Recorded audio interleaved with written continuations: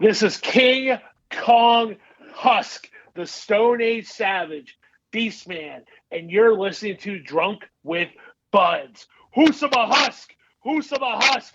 Who's a husk? Yeah, we're drinking just because. Let's get drunk with Buds again.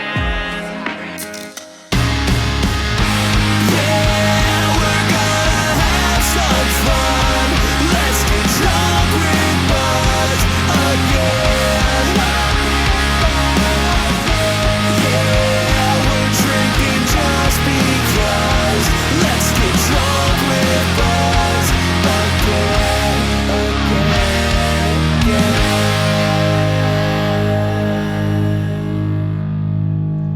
Welcome, everybody, to Drunk with Buds, a show about trying new beers with some friends and having discussions you'd normally have at a bar. As always, we get our beer information from the Untapped app. That's UNTAPPD. You can now follow the show there at Drunk with Buds. And that banger of a theme song is by the band Lost Like Lions out of Buffalo, New York. And I'm your host this week, Honer, with Beer Band-Aid Bruce. Ding, ding, ding. And this week we've got wrestler Beastman, Wes Fetty on the show. How's it going, guys? Thank you for having me today. It's going pretty good because it's about to get better. About to get better. I had a long-ass week, man, and I tell you what, these 3 beers we're about to indulge is going to be amazing. Savor it. So let's get ready to rumble. Ooh. Yeah, there's going to be a rumble here coming up, but let's rumble right into this first brew. It's time to do Rhinegeist Cincinnati-made Blossom. It's a wheat ale with citrus peel. The Rhinegeist Brewery is out of Cincinnati, Ohio. Like I said, it's got 5.2% ABV, no listed IBUs. There has been 407 check-ins for an average score of 3.60. The style guy says, everything's coming up blossom. Fresh citrus aromas meld with bready wheat and notes of coriander for a refreshing wheat ale, blossoming with character. It should be citrusy, smooth, dry, malty, and hoppy. Sounds like Beastman is tearing up somebody in the background. I'm trying to open this thing. Got this box open up. Thank you guys for the koozie and the cup. I greatly appreciate it. I'm just trying to get the unwrap this here. Oh, hell and yeah. you got this, and this is in a plastic baggie, so this will be fun. But hold on. But here you go, boys. Woo! Oh, yeah. Bro, this one's good. This is a good first one. You didn't cool your beers? I know. I left them in a box in the refrigerator. So. Oh, okay. There we Okay. go. So it is cool. You just put a whole box in the fridge. I was going to say, he is the beast man. He is the Beastman. He may not know. Yeah, he may not know. All right, I'm going to try it the first time myself. Dude, honestly, this is a really good pick for the first one.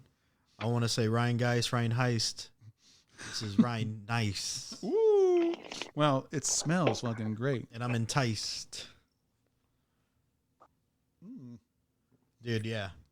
This is a good one. And get that little bit of bready malt, but it's just a linger. Yeah, It's not just bad. this there. And I was surprised that it said it was supposed to be hoppy when there's no IBUs, right? So, but I taste it. There's just that little pine tinkle, just a little bit. Yeah. Usually the bread kind of takes me out a little bit, but this is Yeah, you're really not a good. wheat guy. You usually don't like wheat beers, so that's interesting. But So- I'm a fan of this pond. So, to be honest with you guys, to me, it's like a citrus Yingling. Oh, okay. I get that a little bit. Though I do get that. I don't get Yingling doesn't really have that tad of hoppiness to it. So you know what? I think to counter that, Bruce, I think the maltiness of the Yingling is mostly what is in there right now because I'm tasting it too. This isn't as dark as a Yingling, or it doesn't taste as dark, whatever. But I can definitely taste as if it is a lighter Yingling. Yingling, it's not as dark and all that stuff. It's not as dark. And I think it would honestly taste. It's like a light Yingling, a little lighter. And I'm a fan of this though. Yingling doesn't necessarily have that bread taste or weedy, or citrus. Yeah, and so this is a fucking. I think it might be better. This might be year-round kind of beer. Like, yeah, absolutely. I think the notes on this will shine hot, like on a hot day. Yeah. And I think it's just fine cold. in the middle of the winter. I think this makes you dream of those warm days coming. Yeah, I'm a fan of this one. How about you, Wes? I'm loving it. It tastes really good. So normally I'm not like when it comes to like beer itself, I'm not a big like IPA guy. Yeah. I'm more of a lager person. Mm-hmm. So like dark beer and stuff like that. And this is just it hits the spot. Like I'm a Pottsville man myself, just because like I live near the Yingling Brewery, Pottsville. So this is it. Like I said, it has that like I would say it has that Yingling taste, but it has a good like citrus after taste. You know what I mean? Yeah, I get that too. Yeah, the citrus masks like the Yingling maltiness. Yeah. I still get that little bit of bready, and I'm not hating it. Yeah, I'm not hating it I'm either. liking that little bit of bread, and I'm liking that little bit. All right, so let's move into our first segment. We're gonna reach up on high and grab those premium bottles. It's time for Top Shelf. Top shelf. Top Shelf. Top Shelf, baby. baby. Top Shelf, baby. Reach up high. That's right. It's time for Top Shelf. We're gonna rank our top 3 finishers or submissions in professional wrestling. We're going to do this in 3, 2, 1. Go around the table to give us your third. If you feel like giving honorable mention, you may. These are your favorite finishers or submissions Ever. We're going to start off with the Beastman himself.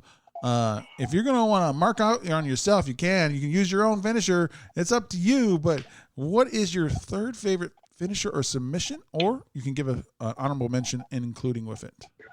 Well, I'm going to do an honorable mention first. I would say if it would actually be the whoopee cushion from the Winter Clown, Bombs Away.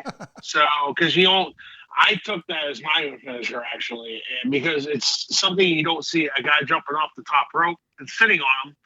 So I got that from him, and it's one of the more finishing moves that you don't see much anymore. It takes really a lot of like technique and balance to be able to do it.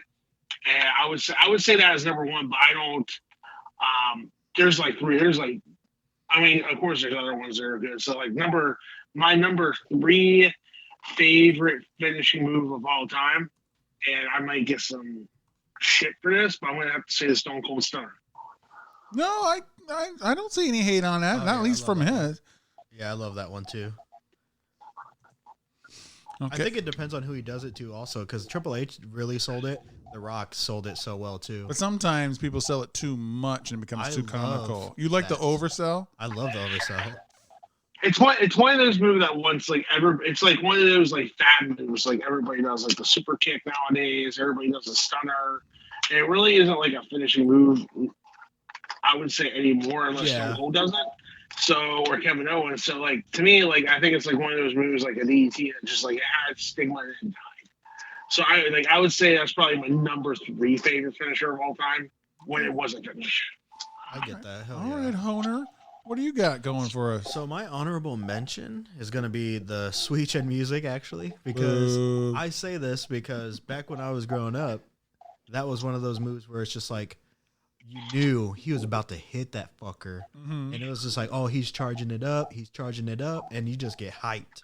And then all of a sudden he hit it, and all of a sudden it's like, boom! I don't know. It hyped me up so much back then. I do like his version of a super kick. It's just a super kick. Yeah. But he sold it that he put everything into it because he collapsed afterwards. Yeah. Most guys just do the big kick and they're still standing, but he's like he would fall down into the pin, which was like a nice connecting thing. Yeah, so his version, sure, but it's super kick is so overused now. Absolutely it is. That's why I was thinking that too. I was like, Jey Uso does it all the time. His brother does it all the time, and it's like the Young Bucks, man. It just doesn't super look kick like party. It's not even like powerful anymore. It's like the way Shawn Michaels did it was just freaking legendary. And then, just like he said, the stunner kind of got washed away too, and whatever. But Chaos uses you know what? right? Those guys made it what it is. So I give props to them.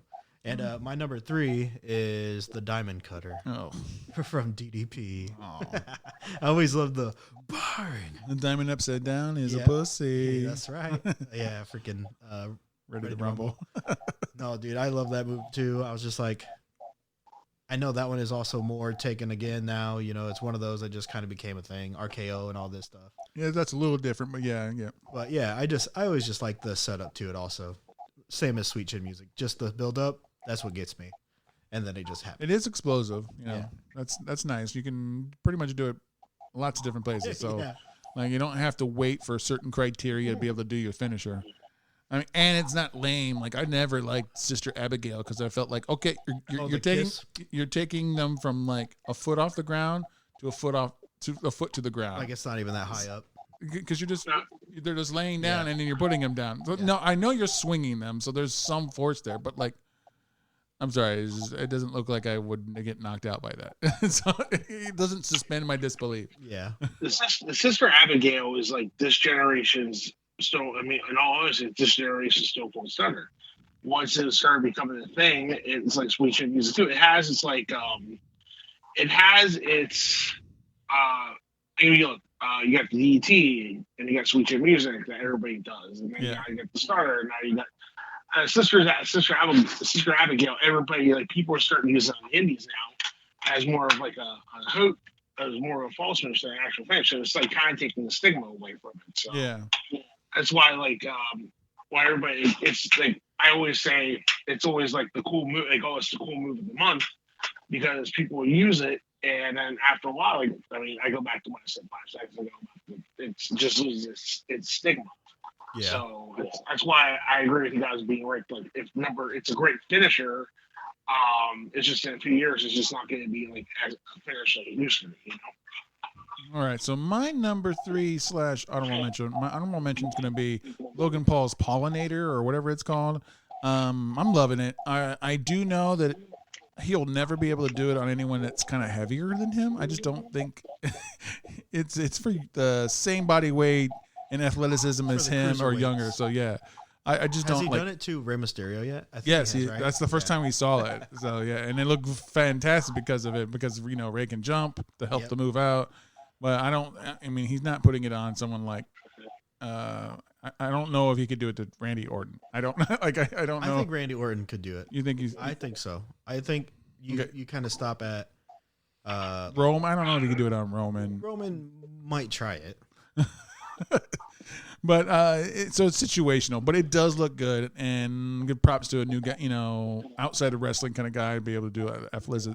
I mean, I hate the guy, but I love heels, so I love to hate people. So my number 3 though is the Walls of Jericho. I'm a huge Jericho fan, but I'm gonna turn the knob on this just a little bit. I call it the Walls because that's what everyone knows it, but I like the Lion Tamer version of it when he puts the knee on the back of the head when he's twisting it around. That is the better version of the Walls. He's on podcast before saying that he kind of changed it just because it was easier on his body to so he wouldn't have to do as much torquing around. But the Lion Tamer version of the Walls of Jericho is my number 3. The submission. Probably might be, I don't know, the only submission on the list, maybe. All right, Wes, what do you got for number 2? I'm going to say the Eradicator. Oh, wow. What, you got any like special stories about that one? Why you like that one so much? What move is it? The Eradicator, Homicide's finish. Jay Lethal's finish. Not Jay Lethal, Shane Helmsley's finish when he was able to do it in WWE. Yeah. I know it. Honer's just now getting into wrestling and stuff like that. No, I've been in the wrestling years. But there was pockets that you missed. Yes, there was. Big pockets. So like it's a pretty good one. I didn't even think about it. I don't know why. I just didn't really think about it. I still didn't hear the name. The Eradicator? Yeah, this is Okay, I do know who that guy is. Boom. Mm-hmm. Okay, yeah, fuck that. Yeah. Okay, yep. The guy's upside down onto his neck or back or whatever. Yeah, nah, fuck that one. That's a good one, though. I like that one. That's a really good one. I can't believe I didn't think of it. All right, number 2 there, Honer. So 2, actually, I have another honorable mention just to throw it out there. Wow. Just to throw it Breaking out there. the script. You already know how I do. Liv Morgan's finisher move. Oh, I don't even know the name of it, but she jumps off the rope and comes back. Yeah, and then it's like a weird face to the ground. So it's like a weird bulldog. Yeah, right? Like reverse bulldog type, but like Yeah, I don't know. I remembered I liked her move. I just couldn't remember what it was. So Liv Morgan's whatever honorable mention like hers. Okay. 5-star Frog Splash by Oh. Rob Van Dam. Once again, I was a huge high flyer lover back when I was growing up, and he always put on a damn good show. But you're choosing that over like the Van Daminator or anything like that? What's that? That's when he would jump from the post to the other post and the guy was at the trash can in his face? Oh yeah, I forgot about that one. But 5-star Frog Splash, I just love it because of how high he got up and how heavy he. Once again, it's the showiness of it. I love it. That's good. And then he grabs his stomach and rolls over and pins him. Like, yeah, that's the type of shit I really liked back then. Yeah, I mean, it's not a bad one. I wouldn't say that doesn't deserve to be there. Yeah. All right. My number 2 is you only really see. I mean, I don't know the indies too well, so there might be some American wrestlers that use it, but I'm only really see it in Japan. And it's called the Emerald Fusion. So it's like a side. I love Masama Smash. So it's like a side. It's a tombstone, but instead between the legs, you do it on the side, Honer. So you're holding them over here when you're dropping them on their head. So like it's not really used in the States a lot because wouldn't you say, Wes, that a lot of people it's dangerous because if you do it like it's more dangerous than a tombstone because there's less support to make sure your head doesn't hit. It's basically it's a sit out, unpredicted tombstone power driver to the side. Like you don't know what Basically their what it body's is. going to be doing. Because so you're it's kinda- only really supporting their head here Yeah. in your arm area Yeah. instead Okay, of your yeah, legs. Yeah. So not a lot of So when- support. So whenever I've done Emerald, I've done Emerald Frozen a few times, and the way to do it is like for me is like when I see them tuck their head and I know their head's over like past my arm, Mm-hmm. like past my shoulder, that's when I go because that way I know they're safe. Yeah. If it's hard to, it's so in Japanese wrestling it's called a super finisher. Yeah. Because it was only pulled out so many times, and that's when you know a guaranteed 3 count. Like it's like Kobashi and the Burning Hammer. Yeah. He's probably used it maybe 9 or 10 times, but every time he's hit it, he's won a match. So it's like one of those moves that you don't see a whole lot, but like everybody knows what it is. Yeah. It's the finish like of like you were talking about top finishers of all time. When this happens, there is nothing after. Yeah. Yeah, I'm watching a clip of it right now. That dude got knocked the fuck out. He's like, whoa. Damn, that was crazy. So that's my number 2. See, that's what could be number 1 if that's my number 2? I know. What I thought of though when you said that move, even though I didn't know what the hell you were talking about, but it kind of reminded me since you said pile driver. Mhm. It reminded me of like Penta's new like finisher. Okay. I kind of like his too, and I like how Dominic got his ass on it. Yeah. I was like, oh my god, dude, this is such a great fight. Dominic, man. I love Dominic. Yeah, me too. Man, I love the heels, man. I know, so do I. The heels are the best. Yeah, I No, love the heels. baby, I like a good baby face, but only because they make the heel back much better when Yeah. they have that to bounce off of. I love the shitty heels. Like they're just It doesn't matter what kind of heel you are. They all have a good spot, because they get to do more. I mean, like they get to play more. It's just I feel like the character is more developed when they're a heel. the one heels I don't like is New Day. I don't really care for that. Because They're heels now. Yeah, they're heels now. But even when they're one of the type that like even when they're heels, they're not really heels because when they go heel, it's kind of comical. You're like, are you really? Yeah, you're like, okay, you guys like, aren't. You guys were such you're a huge baby face in for 5 minutes. I mean, they once. were heels when they first became a tag team, Oh. and but because people didn't like how happy they were, so they were bad heels that way. Like, oh, they're all about these crazy happy-go-lucky unicorns and pancakes and stuff, and we don't like it. But people then grew to like it, right? Yeah. And then they became forever baby faces because of it. Yeah, they're huge. So yeah, it's just tough for them to be heels again because you can't buy it. It's not annoying because you like the pancakes. You like. I loved it when they thought they were all heels and they were having a countdown to their birthday bash or something like that. But because it was a countdown, when it got halfway done, it turned into Jericho's countdown to him coming out and interrupting them. Oh my god. All right, Wes, what is your number 1? What's going to leave them in the dust? What's going to get the 3 count for you? Ooh. My favorite finishing move of all time would definitely have to be. It's going to be hokey, but I'm a huge mark for the Iron Claw. I'm a big Iron The Claw. Iron Claw. Okay. Nice. Right. I mean, I I get it. So here's the thing. All right, if you know like pro wrestling history, like the Claw is like the most vicious. It's the most vicious move ever. I've taken the Claw from a Von Erich before, an actual Von Erich, not a fake Von Erich, and it fucking hurts. So I think it's like and to me, it's like that's what I grew up on, was like pro wrestling like that, like weird ass finishing moves, like the Iron Claw. Like I love it. I think it's like the most hokey thing ever, but it worked. Like to me, it's like it pops me like crazy every time I see it. So. Did you watch the Von Erich movie with what's his name? I can't remember. Zac Efron. Zac Efron. Oh, I actually got a good story about that too. But yeah, I did see it, and wasn't a big fan of it personally because it didn't really tell the whole story. Do they ever though? Do they ever really tell the whole story in those? Nah, like if you guys really want to see a good a good story about Von Erichs and everything, there's a documentary on YouTube called Heroes of World Class that's really, really good. It's about 3 hours long, but it probably gives the best like in-depth detail of the whole thing. You know, my honest opinion. In your opinion, is there a TV or a movie that's kind of based on wrestling or even biopic, or documentary that you like really like? Like I'm a big wrestling fan, and I kind of, even though it didn't do too well in the ratings and stuff like that, but I liked Heels on Stars. Heels was awesome. I had a bunch of friends that were actually on the show. I really like that. I'm kind of upset that it didn't get to keep going. I really liked it. I would say like TV show wise, like yeah, Heels is good. Dark Side of the Ring has its moments, but I would say it's hard to say because like there's really not a true like.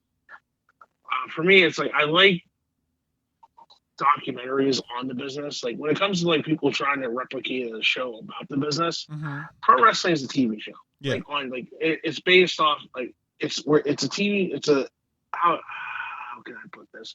Pro wrestling is a TV show. It's basically is a TV show. You know what I mean? What we do is based around TV, and we don't like. I used to have a good saying for this years ago, but it's like it's hard for people to portray pro wrestlers when they're not pro wrestlers. Yeah, because they like look at if you watch the Iron Claw, look at the guy who played Ric Flair. Worst Ric Flair impersonator I've ever seen in my entire life. Ooh. He never got it. He never. Did you guys see the movie? Yeah, I saw it. It wasn't very good. It's bold to say someone's the worst at something though. So I'm just trying to think of like It was terrible. He was terrible. He didn't even play Ric Flair. Like, he wasn't even Ric Flair. It was dog shit. I'm sorry, but I saw the movie twice, and it took me the second time when I saw it, it was better because I went into it like, okay, knowing the story, like knowing the actual story of what happened and everything, and then going in the movie not thinking of it as if you go into it like as an actual movie and just letting what happened happen, it's a good movie.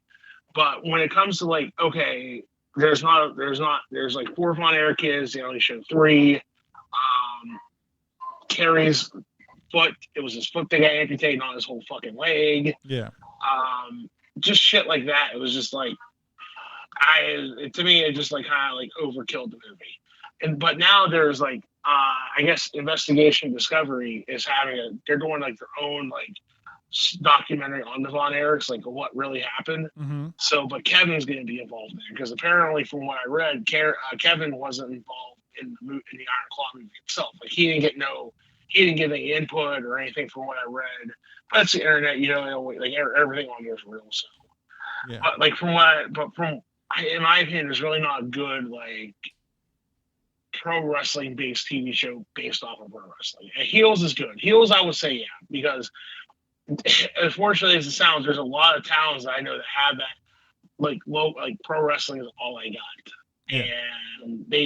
and you go to like, say you go to like McMecken, West Virginia on a Sunday afternoon, and that's all of the entertainment they have in the city for like a month, and they draw 300 or 400 people, and they have like one or two hometown local guys they come to see, and then like if you go to somewhere like Pittsburgh where they have like you have 7 or 8 different promotions, it's hard to like build something around because like every promotion is running the same night almost. Like I don't know how it is now where you guys are at, but like up here we have 9 promotions. I know I'm going off topic and everything, but it's like back in the territory days, you had one promotion around like a 2, 3, or 4 state system.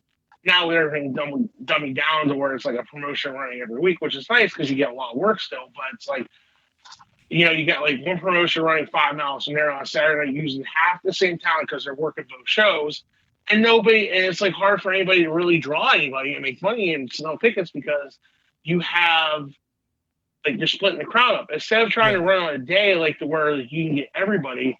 It's all split up nowadays, and that's what sucks about it. But when you have 50,000, like when you have 50 shows, like I said, you have 50 shows running in one town, in one city, like Pittsburgh does every freaking week. It's hard for people, and you hear people saying, "Oh, why can't I draw? Why can't I do this? Why can't I do it?" It's because because nobody works together, and everybody wants to, which I get it, because in my opinion, I think pro wrestling is its own, like every promotion is its own universe. Like, and I don't mean it like in WWE terms. Like, if you think about it, like if say I'm wrestling May 9th, okay? Me and Crash Jackson are tagging against the Outlanders, okay? Yeah. May 10th, me and Crash Jackson are facing each other in Canton, Ohio. It's just a hypothetical, but that's like 4 hours away. With my social media, I'm not a big social media guy personally, only because it can get you in a lot of trouble if you say the wrong thing, and especially if you're trying to joke, because I've seen a lot of my friends get into shit over being stupid. You know what I mean? Now, I'm not saying I've had it happen to me either, but it's not like I'm not getting myself like blackballed or canceled or anything like that, but it's more of like I just feel like my social media is more for like my own personal, like I have my own personal Facebook, and I do have fans on there because like I know them personally, and my Instagram, my Twitter is my pro wrestling, is like where I do most of my like social media interactions and stuff like that, because that's what gets the most traction for me. Yeah. And I don't. I'm going off topic here. We're just talking about the Iron Claw. I'm sorry. Once I go, I don't stop. But yeah, we'll talk about it in the interview. But yeah, basically the Iron Claw for me. I grew up liking Texas wrestling, the Freebirds and the Von Erichs. I didn't get to see it. Like growing up, all I had was like WWF. Yeah. But I remember the Texas Tornado, and I remember he came to the Wheeling Civic Center when I was a kid. He was like, "Oh, this guy's awesome." And I tried to like shake his hand, but the stupid ass camera operator was in the way, so I kept punching him right in the back, so I'd be able to like have my hand out, he high five you and stuff like that. Yeah. The guy wouldn't get in the way, and then like a week later, that's when he killed himself. Oh.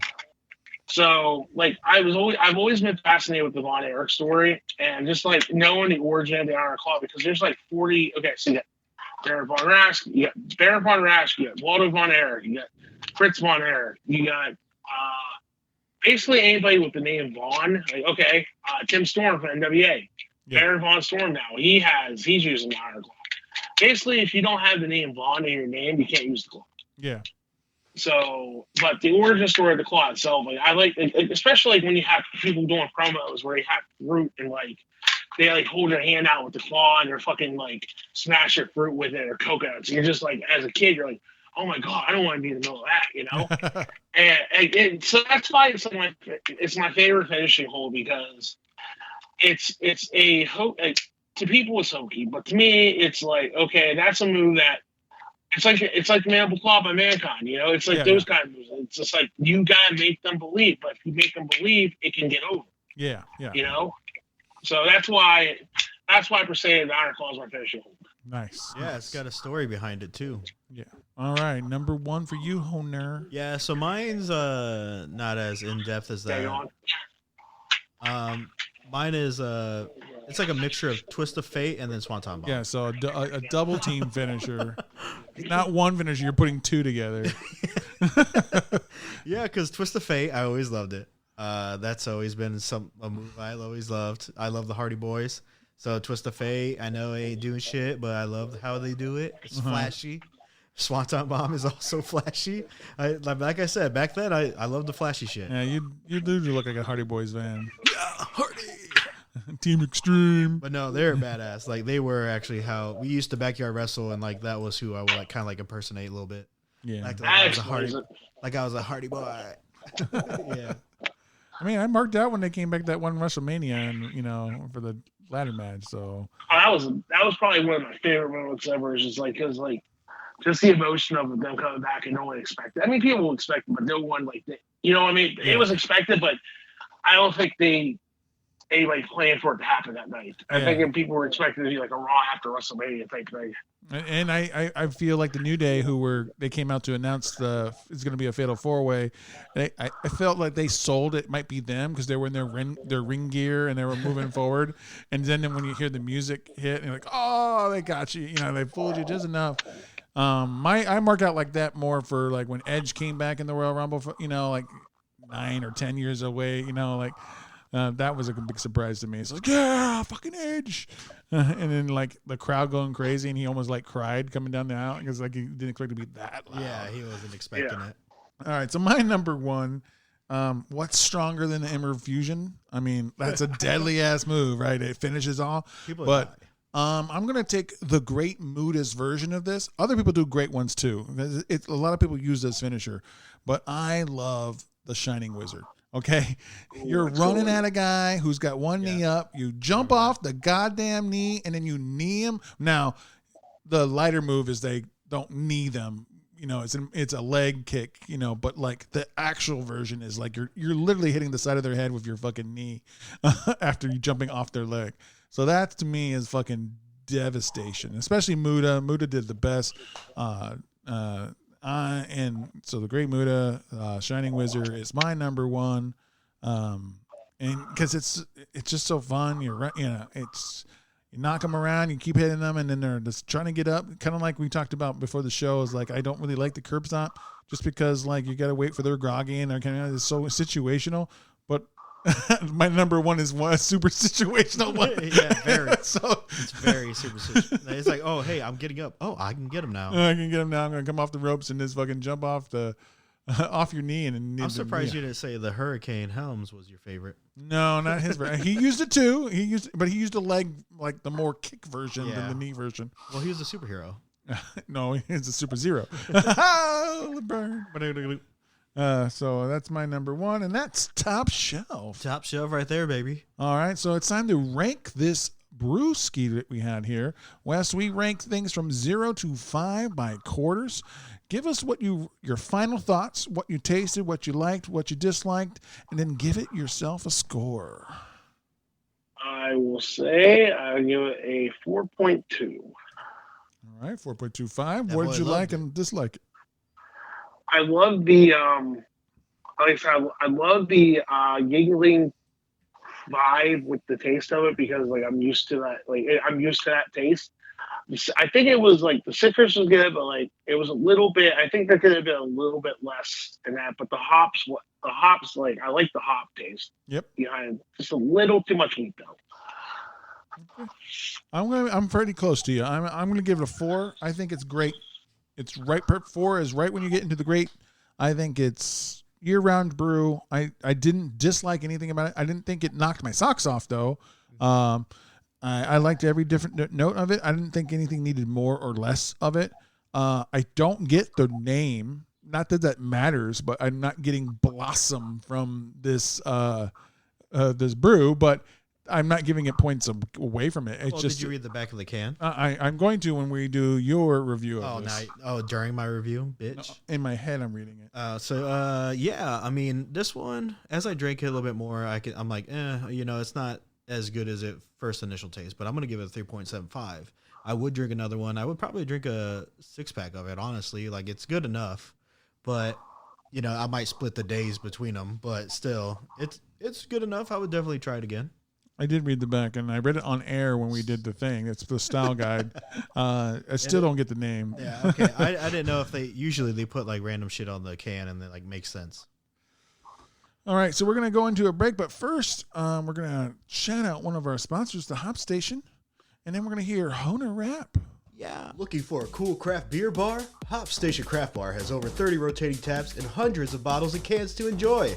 They also do can purchases for carryout. Not a fan of beer? Well, you're in luck because they have a unique cocktail menu as well. So come enjoy the arcade games, dart boards, and the pool table. Oh, did we forget to mention the food? Whether you want street tacos or delicious pizza, you can't go wrong. With the outdoor patio, it won't be hard for you to find the perfect spot to relax. So head down to Hop Station, the #1 craft beer bar in Indiana. You'll find them on 318 Union Street, Mishawaka, Indiana. Oh yeah, been a while. I'm rusty. He's waiting for the beat to drop. Wait, where's that beat at? I am waiting on that beat at. I am waiting on that beat. Now I'm sitting on the beat. I am slipping on the beat with my feet. Now your face underneath my knee. I'm hitting you, shining wizard in the face. Bitch, you ain't nothing to me. I just think about this twice daily and I'm gonna end you nicely. Wait, no I'm not, cause that's a little pricey. Your life ain't worth it, motherfucker. Look and see, hey. I don't care what you're feeling in the air, cause I'm very crazy, motherfucker. Hey.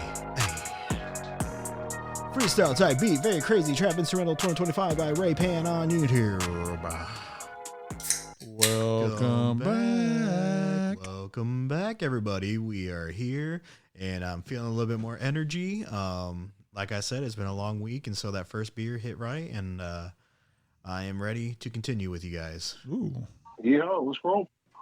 Yeah, so the next beer is Juicy Truth, Rhinegeist Brewery, IPA, New England Hazy.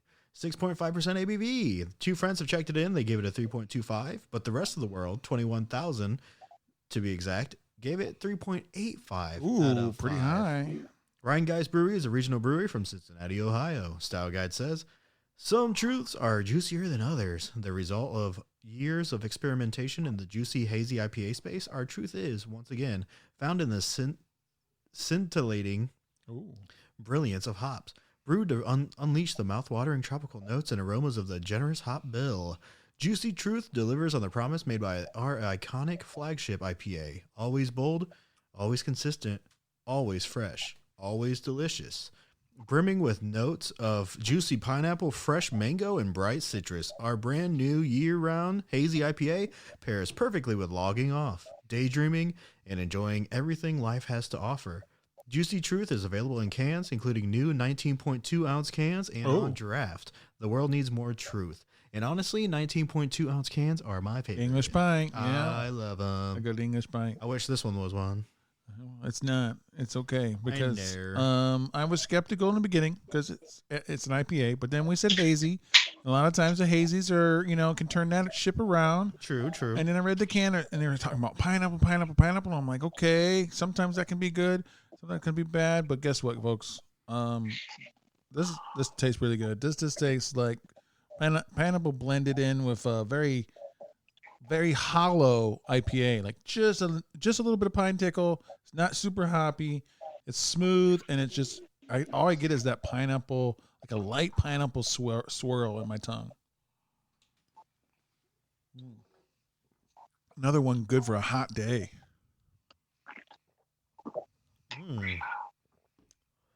Yeah, actually, I grew to love hazy IPAs. Mm-hmm. And this is definitely, I can see why this is a year-round one, because this is very easy to drink. Yeah, this is if an IPA could be crushable, this would be the closest thing to it. Yeah, this would be one of those. How about you, Wes? You're notorious IPA not lover. Does this redeem IPAs to you at all? So, let me take another drink of this real quick here. It's a little bit better than any normal IPA I taste. I would say that, but I'm not a pineapple guy.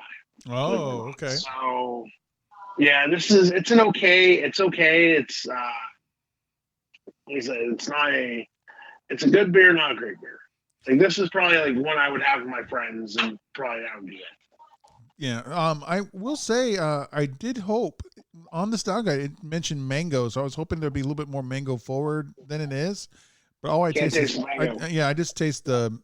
I just taste the pineapple. It's not overpowering. When I say I taste the pineapple, it's not like I'm not drinking pineapple juice. Mhm. Like it's a light, and it's present. You know it's there, but it's not overpowering at all. It helps the juiciness of the hazy. Yeah. It's definitely the juice base for this hazy. I really like it though. It's definitely a summer beer for me. Mm-hmm. But like I said, I can definitely see myself drinking this year round. I almost feel like the Blossom had more of the hop taste than this one does. And this is a hazy IPA where there's definite hops going on. Do you guys feel the same way, or do you think this is more hoppy than the first one? I think it's slightly hoppier, but just barely. Maybe the pineapple is tricking my tongue. Yeah. Yeah. Probably. All right, well, I hope he's not tricking us when he's giving us answers to these hard-hitting questions, but it's time for Beer Flights, where we grill Wes Fetty.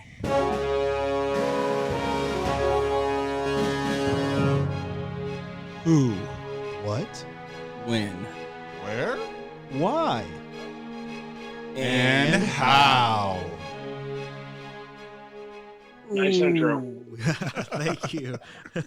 So yeah, we are here, and we are asking Beastman Wes if some hard hitting questions, and I hope he recovers. Yeah, I Just know. like I know he's in recovery right now for He's his, gonna be crying in the ring. but I hope we don't add on to his injury Yeah, for this. You know. open a different kind of psychological wound.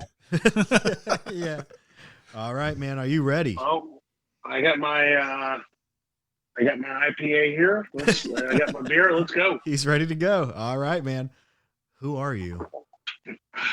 Well, I'm just I'm the bastard son of a single mom that was conceived in Florida and born July of 1986. That became a fan of professional wrestling, growing up in a single home. Okay. And that's basically the gist of my words. That's the beginning is my origin story there, boys. I have nothing to hide. I grew up as a single child. I was spoiled rotten. Didn't really have a lot of friends growing up because I was always like out with my grandparents. But and then my mom always worked midnight shift at her job, so I was always home with my grandparents all the time. And Yeah. one day I was watching television, and a man named Hulk Hogan showed up on the TV wrestling the Brooklyn Brawler on Superstars in I think it was 1989. Yeah, it was 89 when I first saw wrestling because I was like 4 years old. And I was like, oh, wow, this is awesome. And then I just became and I started watching it more and I fell in love with it. And I've been a fan of the business ever since. I didn't know what I wanted to be when I was growing up then. But I always knew wrestling was always on the back burner for me. Wanting to, like, not on the back burner, but I've always been a fan. You know, when you're younger, it's like, oh, it's what would be when I grow up. And I always said that, and then and then I didn't really like make up my mind until I was like 14. This is like what I really wanted to do when I went to my first like independent show and actually jumped the ring and tried to attack a guy and almost get kicked out by security, but snuck back in. And yeah, and I knew then and there it's a crazy moment in life where I knew that's what I wanted to. That's all I ever wanted to do. You know, I had like real life goals. Like I wanted to go to, like, I was like, oh, I'm going to go to college and be a teacher. And yeah, that didn't last so long. So I kind of like when I was 18, I decided like I'm going to go to wrestling. I'm going to find a wrestling school, go get trained, and go to OVW and go to HWA and go there. That should tell you how my lineage of wrestling goes. That's how in depth I was, like trying to find a wrestling school and everything. And, OVW, I know where that is. yep. And I actually ended up getting trained by. Originally, I was this guy a local guy back up here, said he could train me because he was like the guy who was always wrestling all like the names on the show and everything. And I was like, oh, I want to get trained by him because he wrestles like all the that guy and stuff like that, like all the former WWF dudes. Yeah. Turned out the guy was a fucking jackass, didn't know what he was doing. So eventually went to a wrestling school in Pittsburgh, and the guy who was training me up there, his name was Nikita Alanoff. He is now living in Cincinnati. So hopefully I get to see him here on the 9th. You can see him. Yep. And we ended up, we ended up training a guy named Rick, because he had a company called Black Diamond Wrestling. It was like my local hometown. It was like my home promotion, So I ended up training in his garage. He set his ring in his garage, where it was like half of it was inside, half of it was sticking outside. And we trained every Sunday for 6 months. Because I did 3 months up in Pittsburgh before we moved down here. And when we did the training, it was like in the winter. It was like cold. It was like really cold. It was snow, so we'd have to, like, when it was snow, we actually have to stop training to sweep the snow out of the ring. So that should tell you how, like, the term paying dues is like it's a very meaningful term to me, because I literally had to pay my dues to get into the business. It's not like how this day where you can go to a wrestling school or pay some, or like go to school for like 3 months, quit, and then get booked on like a shitty show and like say you're a pro wrestler and make the business look bad. It's like I actually legitimately had to like earn my stripes. Yeah. And from there, when I started out, I was a guy in a mask. Didn't really have an identity until I started. A friend of mine gave me a character by the name of George the Beastman Fetty, which was a mix of George Animal Steel, and Beastman from He-Man Masters of the Universe. Mm-hmm. Go away, woman. Sorry, that's my wife. Wow. She's trying to be on the show. Wife, you want to be on the show? She said no. You want to be on the podcast? Hello. No, we're not. It's all on phone. You want to talk for a second? You sure? Yes, you can enjoy your beers. Wow, she said, enjoy your beers. Yeah. You want to try it? It's pineapple. Yeah, IPA pineapple. Oh my God, She's not a fan of it either. Hey, we didn't say these were going to be great. We're all trying these for the first time. This is what we're all about. She's always the wait. When I get to the story about me and her, you guys are gonna love it. So, basically that's it. And then like the Beastman origin came from my friend who gave me that name, and like my first name was George. Yeah. And like, I go by Wes because my name is Wesley. My mom always called me that, so that's why I was always calling her up. So I didn't really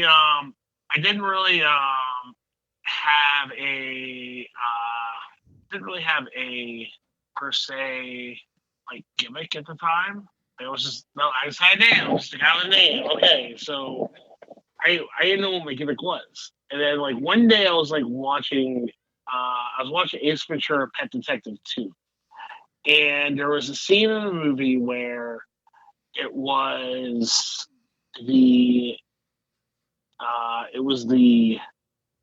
was fighting the guy, the African savage that was in the bag. You know what I'm talking about? They brought him out in like a little backpack, and they were like scared to death of him. I'm watching him like, that's it. That's the character. So like one show I was like wearing a singlet and a backwards hat and wearing like a shirt that said "I'm Rick James, bitch." To like all of a sudden now I'm wearing like green and black trunks, fur on my boots, coming out with a chain.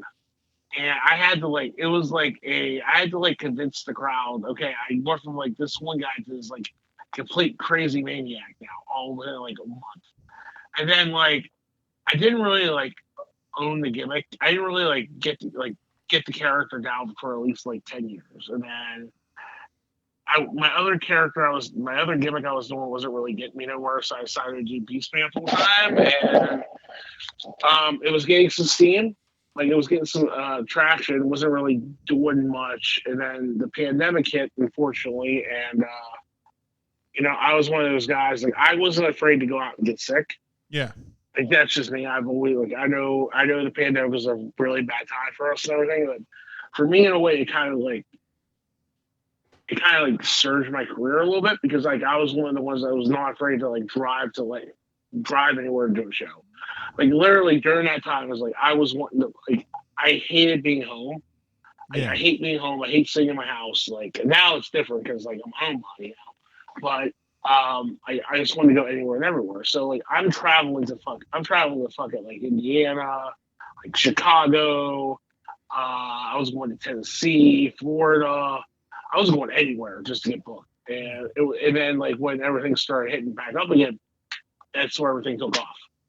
So I got signed to MLW that for a short amount of time, and then you know it kind of and then like for a couple of years, like I kind of like I was like getting still had some like I still was getting booked, but it wasn't like I wasn't getting booked for like anywhere like major, you know what I mean? And then like all of a sudden I got asked to go to Japan last year, and went there once, went there back, did well, went back in January for New Year's, competed in the World Deathmatch Grand Prix. Ooh. Yep. I beat Schlack in the first round. Nice. The internet was not happy about that, but fuck them. Fuck them. Yeah. And then that led me to my main event with Matt Tremont of GCW at Showboat last month.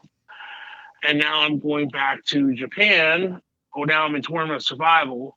And then now I'm going to Japan for 3 months in the summer. Can I come with you as your manager? Yeah, you'd be more than happy to. I want to sidebar you here a little quick. For your Rumble at Rhinegeist, you said you're going to meet your you might be able to see your old trainer, you know, the one who, you know, helped you, you know, the school and stuff like that. Yes.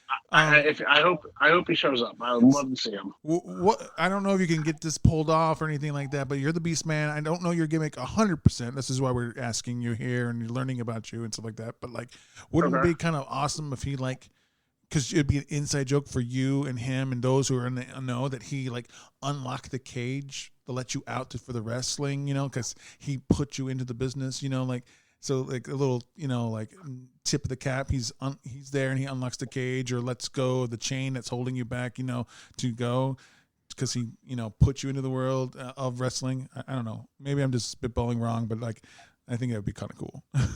No, it would be cool. It'd be great to see him, you know. I mean, he's been out of the business now for a while, but like last year, I didn't know he was still like alive, to be honest, because I haven't seen or heard from him. And all of a sudden last year, he started following me on Twitter. I was like, oh shit, it's good to see him. But like, yeah, that would be cool. And like, in all honesty, pro wrestling has been is the only thing I've ever wanted to do in my life. Mm-hmm. I've always said to people, like, it's the one thing I'm going to do. I don't care where if I die at like 50, which I hope doesn't happen. I mean, I've always been a big dude growing up. Now I'm like taking care of my health and trying to get into better shape. And like, there was a picture I actually posted on Facebook today where it's like it was literally 2021 me versus me of today. And it was like a complete, I look like a whole different person compared to what I used to be. Like here, I'll send you a couple pictures real quick so you can see for yourself. Okay. So let me show you. Why are you doing that? Think about this question for you, just to like. Yes. You recently were recovering from a particularly intense hardcore match, a big gash that sent you to the hospital. I believe stairs were involved on that. I think what you said. Now, thinking about that, it's a hardcore match. Do you plan most of your matches spots? Or is it something that you and your opponent do on the fly? Or is it kind of a mix of both? I know different wrestlers all have different ways of doing it. Some plan everything to a T. Some just do everything winging, being called in the ring. What's your go-to, especially on hardcore matches, more than just a regular match? Well, I mean, I'm a let's go out there and feel it person. I don't like to. Like nowadays, like everybody likes to call their move. Like they like to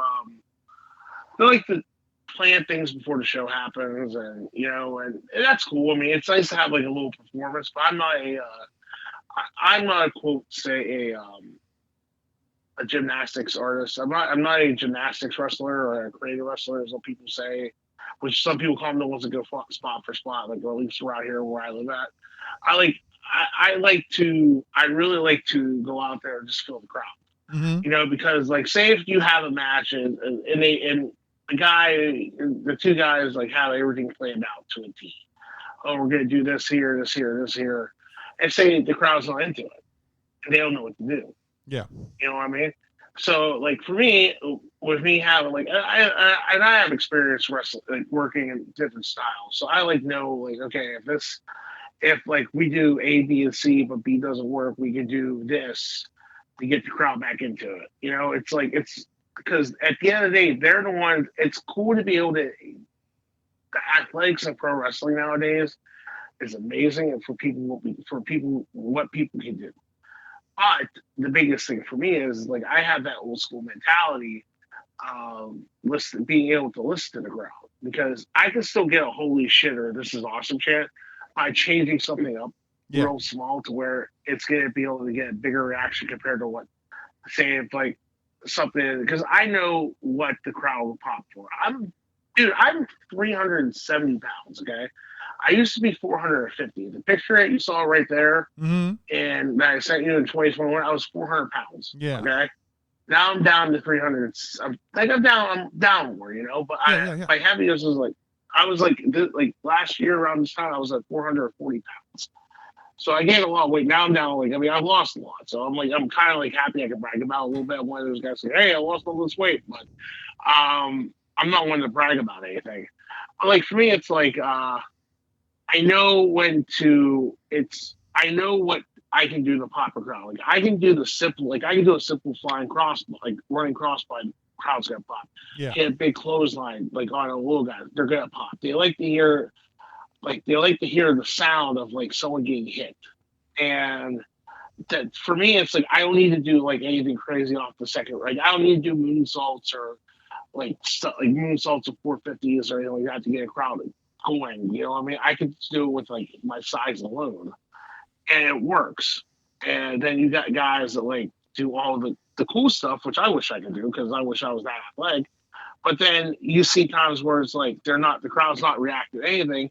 They get to the back and they're like, well, what the heck happened? What did we not do right? And then you realize like they don't know they don't understand like you can work. They don't understand about working in a crowd, And like that's like the biggest thing. That was like the first thing I tried. Like I learned in the business, like work the crowd, understand the crowd. Because if you understand the crowd, it's a lot easier. Pro wrestling is the easiest thing in the world, but the most complicated.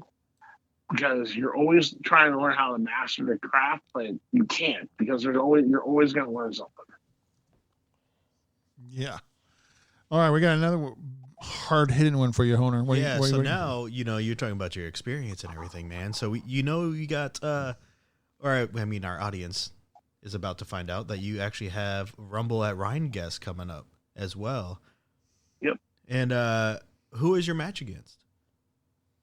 Me and Crash, not Crash Jackson anymore. He decided to change his name all of a sudden because people kept getting his name wrong on Facebook. So it's me and Crash against the Outrunners. I'm looking forward to wrestling the Outrunners. Can you tell us anything about Rumble at Rhinegeist? Like, how did it come about? How do you know Steve Tortorello and the Pro Wrestling Ventures? Is this your first brewery fight or no? When Steve was running Warrior Wrestling, I was working for him. Yep. Steve really gave me my first like big break in the business because Warrior is one of those. Warrior is one of those promotions. Like anywhere you go, they know. Anywhere I go, people will be like, "Oh, I see you wrestle at Warrior." Yeah. So Warrior has a great reputation in the business. We know Steve quite well. The three hosts here at the podcast had a Chicago street fight with him and some of his producing guys. But we're all good friends, except for that one fight. Okay. We dominated them in that street fight. Steve, you called out again. You're terrible at wrestling. Wrestle me. So Steve is like honestly one of the most genuine, nicest people I ever met. And anytime that he's like, and I didn't know that honestly until about a year ago that he was doing shows in breweries, and when I found out, I hit him up. I was like, Steve, you got why? I gotta be there, man. I gotta come to these things because I love working at breweries because it's like a whole different. It's like working at a bar, but a better atmosphere. Oh, yeah. It's not like it's because I do a lot of like whenever I go to Florida for what's called Coastal Championship Wrestling. Their biggest show is in a brewery every month. It's in Hialeah, Florida. It's like outside of Miami. Mm-hmm. That place draws 400 or 500 people every month, and it's amazing how they get that crowd. So like it's a whole different vibe. It's really cool, and I like working in different environments. And when Steve hit me up about the show in Cincinnati coming up, I was all about it. He was like, "Hey," I'm like, "Don't." Even if I had a show already booked, I would have canceled to do the show. Because Nice. Steve was always is treating me awesome. good. Yeah, Steve was always treating me good. One of the nicest guys I ever met. So genuine. Love his wife. Can't wait to meet his kids. And if they're there, and it's like when I see him, I'm gonna give him a big hug because if it wasn't for Steve, and I truly mean this, I wouldn't be where I'm at right now. So I give him a lot of props for that. And the match against the Outrunners is going to be a one of a kind match because you're not. It's because with how energetic the Outrunners are against the size of me and Crash. Because me and Crash have had our battles, all over Ohio and Pennsylvania. So for us teaming together is going to be a little interesting, to say the least. But Nice. I'm looking forward to it. So, is there any matches on the Rhinegeist that you're not involved with that you know on the card that you're like, oh, I can't wait to see this or anything like that? I am looking forward to seeing Mustafa Ali because Yeah. I never get to see him live. So I'm looking over the card again. In all honesty, there is every match is a must see match. I mean, Ali versus Wentz, Sam Bill versus Jason Hotch. Trevor Outlaw versus Ben Bishop is probably going to be the match I want to see like the most because I know how big Ben is, and just like seeing him against Trevor is just going to be hilarious. I'm looking forward to seeing it because I love Trevor. We met Trevor in person like before the match at the Revolution, and he's a great guy. He's been on talks to be on the show with us. Things have just fallen out a couple times, schedules and stuff. You know how it is. Well, tell him to quit being a bitch and get on the show. Well, you're going to see him before we are, so you tell him stop being a bitch. I will. Tell him that we're legit.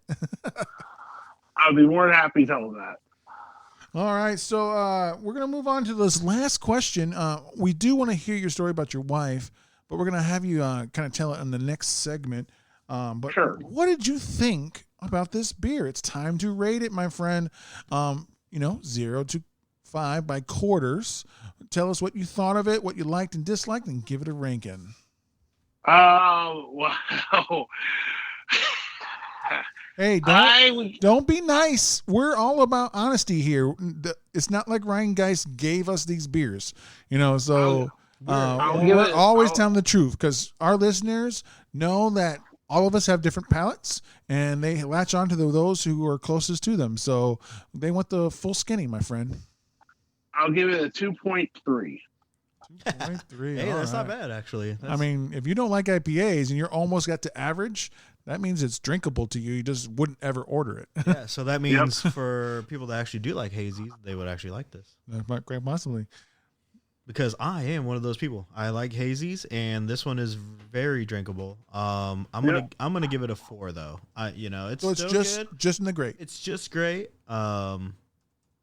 I'm okay with 1 right now. I don't think I could drink 2 in a row because I'm like you. I kind of like lagers. Like for me, I'm more like I could just drink a domestic easily and just chill. So this, a little bit out of my comfort zone, but I still enjoy it enough, I guess. Like I said, I just want to have another one right away. I'm a 4 too, but I'm gonna give it a little bit more touting. I think you're wrong. I think if this was July, you could drink a 6-pack. I think it's just the weather. I think if it's a hot day, you're at a barbecue on the beach. I bet you're pounding 6 of these. It's light. Yeah. It's fruity, but it's not too fruity, and it's not and it's got substance. When I say it's light, it's not like drinking water. Like you're drinking a nice drink. It's a good, very good. It's yeah, I really love it. I think it's a even 4. It's just in the great. I can't call it super great. You know, I've had IPAs that are better, but not too many because I'm not a big IPA guy. As you audience knows, it's juicy. It's the truth, man. It's like our truth. Whereas John Cena's still a good guy in his eyes, and this is still a good beer in mine. So 4.0. And just like another 4.0, but I think they're a 5.0. We're going to go right into our next sponsor, the Niles Brewing Company, and then owner's going to wrap. I'm going to wrap again. Yeah. Do you want to find a hidden gem in the Midwest craft beer scene? If so, your search is over. The Niles Brewing Company is a nano brewery that produces some of the finest craft beer in the Midwest, with several award-winning brews and more to come, thanks to the expertise of master brewer Brandon Townsley. Be sure to check Facebook and Instagram for updates on upcoming events. On Sundays, you can enjoy a delectable brunch collaborated with Jim's Smokin' Cafe from noon to 2 p.m., accompanied by mimosa and Bloody Mary flight specials all day long. The brewery is located in Niles, Michigan, which features a social district downtown where patrons can enjoy their drinks outside on the sidewalk of Niles. For those seeking exceptional food, outstanding beers, and events that offer great company and entertainment, Niles Brewing Company is located at 206 East Main Street, Niles, Michigan, 49120. It is the ideal destination. Oh yeah, we back in this bitch and I'm jumping on jacks. What's that mean? I'm doing jumping jacks, bitch. I'm doing jumping jacks. I ain't doing jumping jack, I'm jumping jacks, and I'm doing this shit, and I'm jumping jacks now. He got his ass beat on the ground. I'm gonna kick his ass like Mortal Kombat. I'ma do that. Get I'ma over kick here. that shit. I don't give a fuck. I'm just rounding out. I'm spitting about, and I'm doing that shit like I'm running around about, doing it loud, and I'm doing it proud, and I'm chilling right now with my boys in the back. We hanging out now, and I got that shit to make it pop off like I got that dick. Hey, 90s freestyle boom bap beat, grim old school hip hop beat, Fat Cat Beats on YouTube. Welcome back. Welcome back. All right, we got the next beer, Bubbles. Bubbles pop. Bubbles, like the Powerpuff Girl. Bubbles, yeah. And we got a Rhinegeist Brewery fruit beer, 6.2% ABV, no listed IBUs. There's been 5 friends of ours who have checked this in for 3.58, but 37,000 different other people have scored it as an average of 3.66. The style guide says your fave is back. Enjoyed by Rhinegeist fans since 2016. Bubbles is a bright, dry, bubbly blend of apple, peach, cranberry for tartness and blush. The perfect choice for those everyday flights of fancy. Bubbles throws an extra sparkle on any occasion, event, or activity. Bubbles is a year-round release, available on draft and in 6-packs. It should be tart, fruity, sweet, dry, and sour. All right, everybody, take your first sips and tell us what you think. I'm scared. Well, first off the bat, it's apple forward. It tastes kind of like a cider. Yeah, it does. And then boom with the other fruits. And it does finish a little dry, which is I'm liking because it makes me want to get some more sips. So I'm liking that cider feel. I don't know if I'd call it a fruit beer. It's almost cider. Like Yeah, no, this is definitely tastes like a cider. That rosé, like what is that? What am I supposed to be tasting with the rosé? I know the rosé wine, but like, is that what it's supposed to be? Like it's supposed to be cranberry for tartness, maybe. I don't taste peach.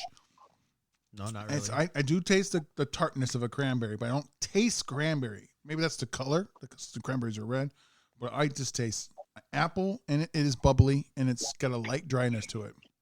Maybe it's champagne red apple ale. Yeah. Yeah. I feel like it's a rosé. Yeah, just a rosé cider. I'm down for it though. Like I know. I see you getting a little horny over there. Getting a little bit. Ooh, yeah. I'm feeling myself. A little bit of raspberry beret bubbles. Bubbles. Bubbles. What are you thinking, Wes? How you feeling about this one? I'm digging it, guys. I think it tastes really good. It has the aftertaste, little different aftertaste, but it's definitely not bad. Definitely better than The last one. Definitely better than the last one, huh? Ex host of the show, Livia, she gave this a 4.25. Well, gosh dang. All right. It does taste like a 4.25 so far. So far, he says. Well, what's definitely not a 4.25 is this segment. It's That's a right. 5-star banger. Go ahead and hit it. Die bar review, die bar review, die bar review. 1 star, 2, 3 star, 4, maybe a couple of 5s. The die bar review, die bar review, die bar review. Die bar reviews is where I read 1 through 5 star reviews for die bars I'll probably never visit.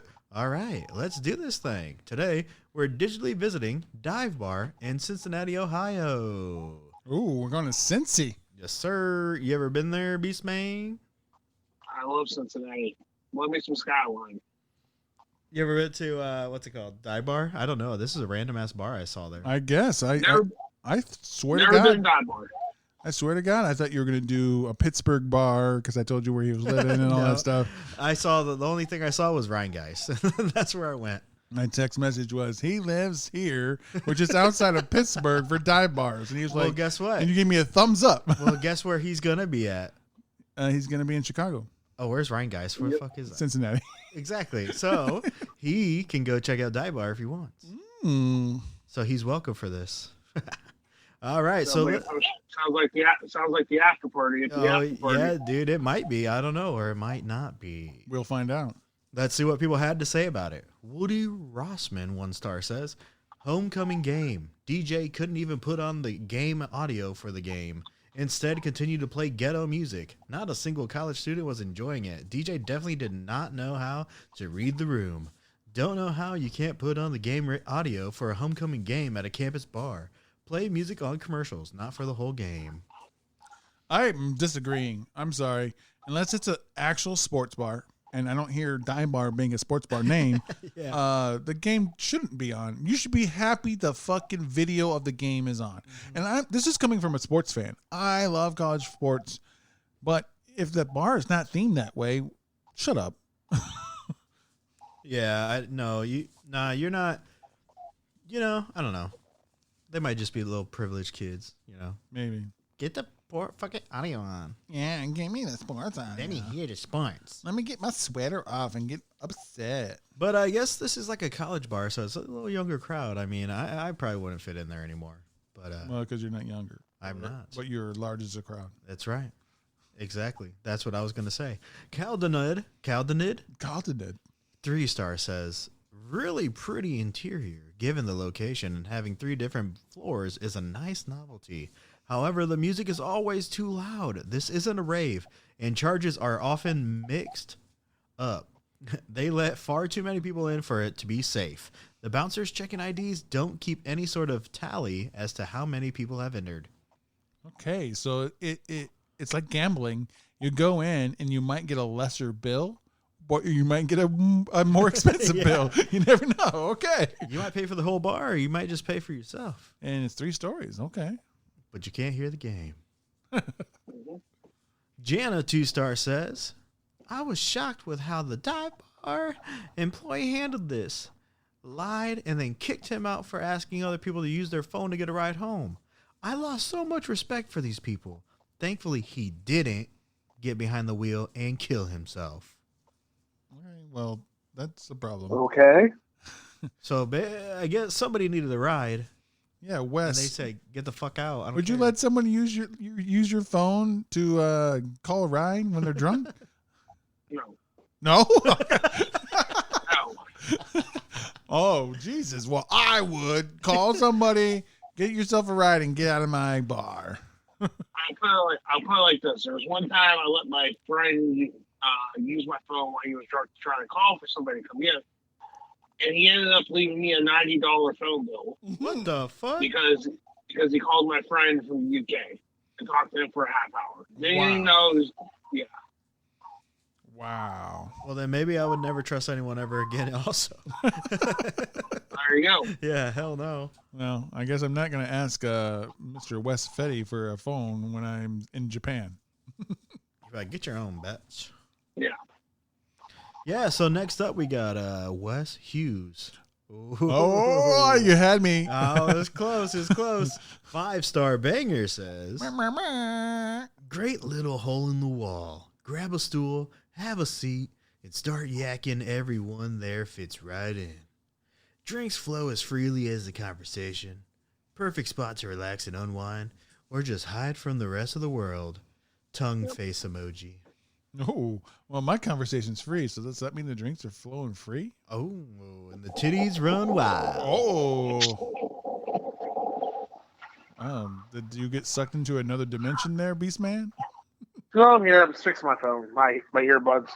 One fell out. There we go.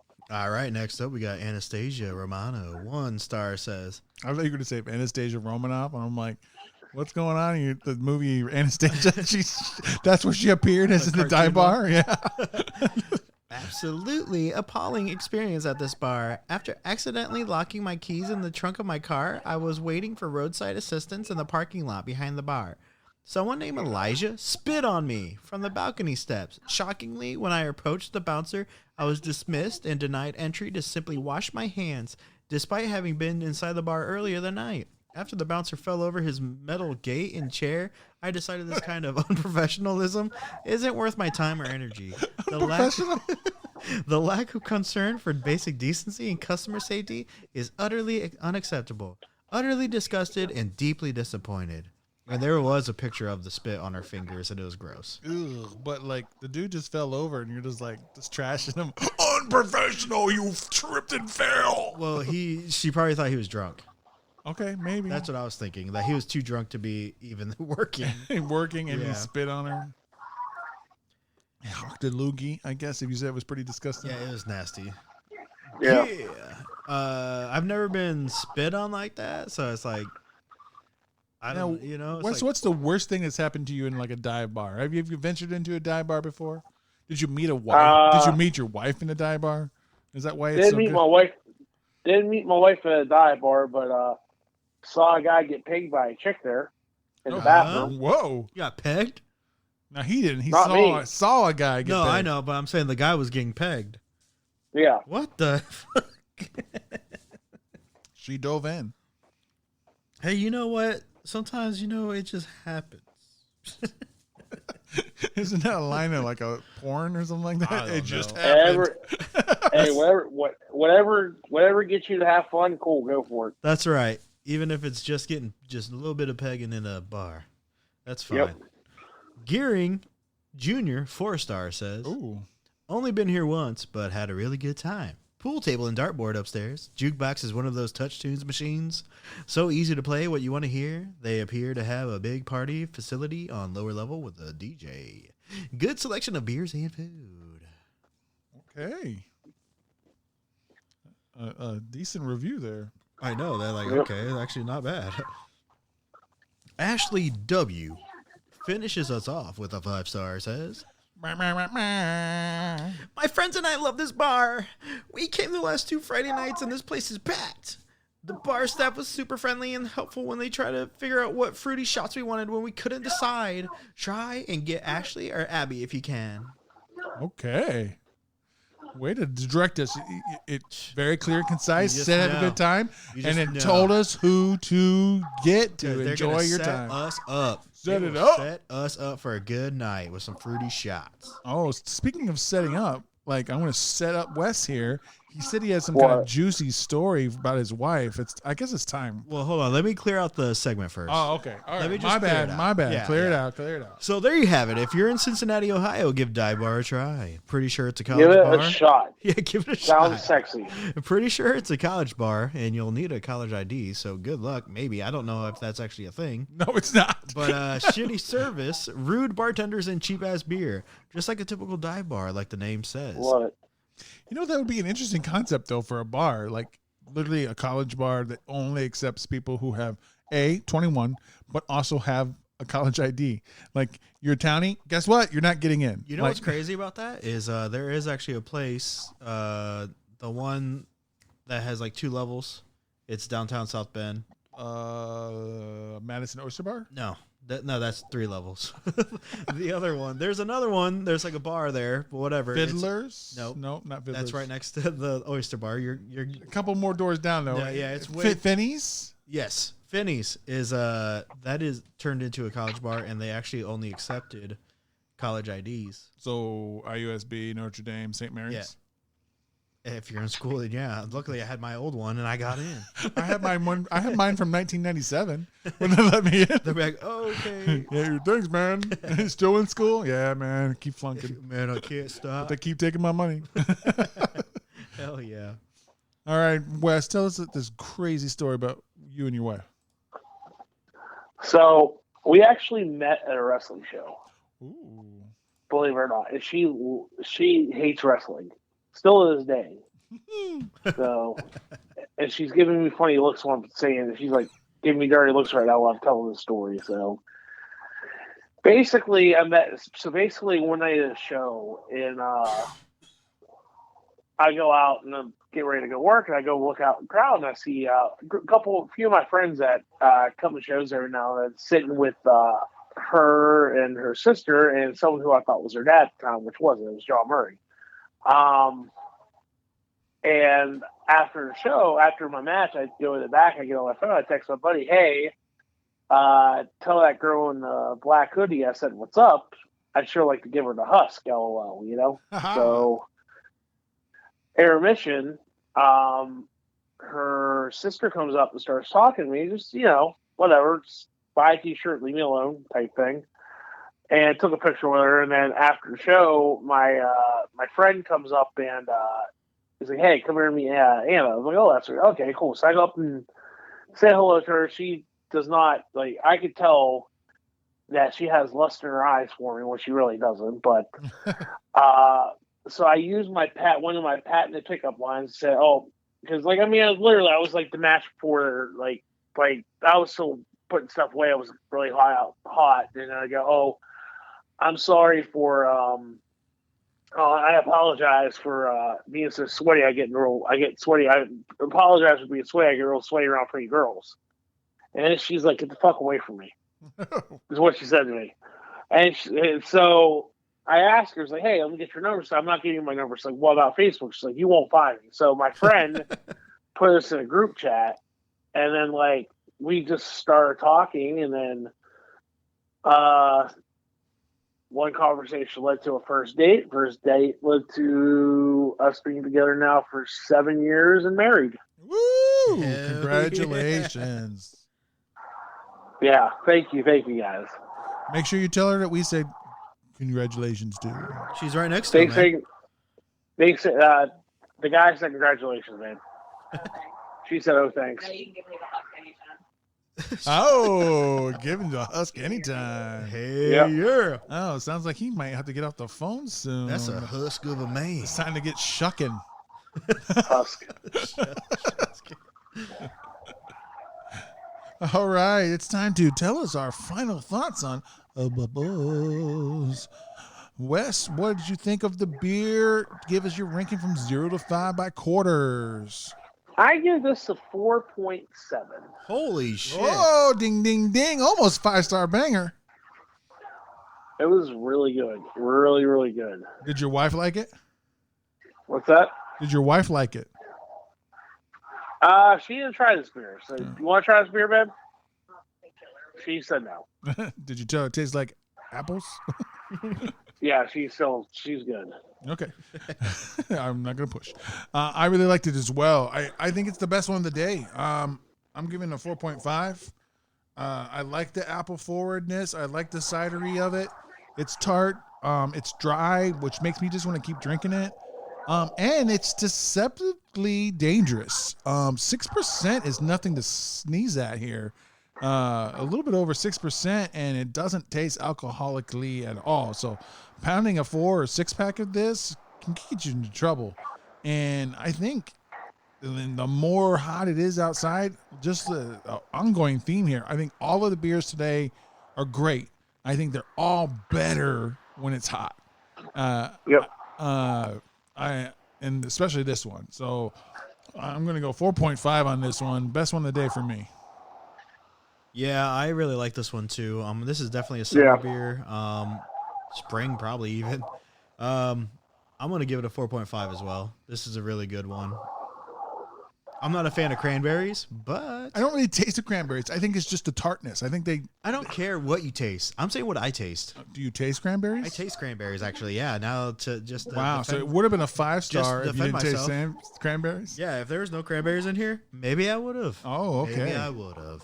Maybe he would have, Maybe but I I know you do would have. Our next sponsor, hey guys, you know, Vinyl Tap and Table right here in Mishawaka, Indiana. It's got some fab wings. Bro, I got the Baja chicken mac and cheese. Bro. It's so. I told you about that. I did. I tasted a little bit and I was like, I gotta get it again. It's so good. And man. I actually used our code. I used the code too. Drunk with Buds. Drunk for with Buds, 15% off. 15. There you go. That's what I said. Enunciate a little Oh, bit more. It's kind of like 15. 15. You know, it's Drunk with Buds, no spaces. 15% off your mobile order from pickup or delivery. Yep. Dude, it's They amazing. also added a new drink to their menu and they keep going strong on it.